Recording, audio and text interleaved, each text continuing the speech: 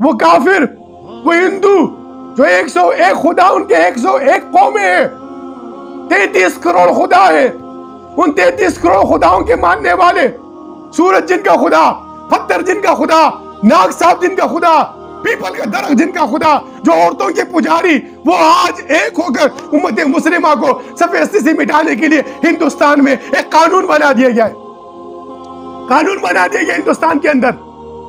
میرے سے پہلے بھی عرض کیا تھا برادران اسلام، قابل سوچ و غور بات ہے، ہندوستان کے سرکاری ہاسپٹل کے اندر جہاں جس کا بھی بچہ پیدا ہوتا ہے اس کو یہاں پر تلک لگائی جاتی ہے، بغیر تلک لگائے آپ بچے کو ہاسپٹل سے نہیں لے جا سکتے۔ وہ کافر کس طرح آپ کو ایک سمجھ رہے ہیں؟ الکافرون هم الظالمون، کافر ظالم ہے۔ عقید ختم نبی صلی اللہ علیہ وسلم کا اتنی حادث و درد آپ سے متقاضی ہے اتحاد امت کا، ہم نے متحد ہونا ہے، ان سازشوں کے خلاف ایک ہونا ہے۔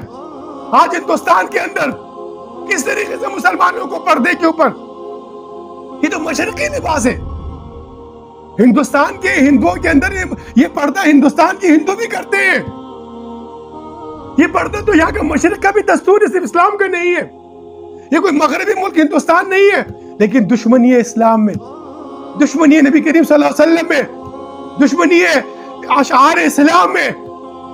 وہ گائے کے پجاری جو گو ماتا کو ماننے والے ہیں، وہ امت مسلمہ کے خلاف سازشیں رچا رہے ہیں۔ ان سازشوں کا تریاق کیسا ہوگا؟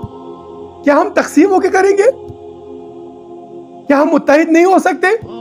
کیا ہمارا خدا ایک نہیں ہے؟ قل هو اللہ احد، اللہ کی ذات نہیں ہے؟ کیا ہم سب کا ایمان نہیں ہے اس پر؟ کیا حضرت محمد مصطفیٰ صلی اللہ علیہ وسلم کی بات کوئی نبی نہیں، سب نہیں مانتے؟ عقید ختم نبوت سب پہ ایمان نہیں ہے؟ تو پھر یہ ہم قوم تقسیم کیوں ہے؟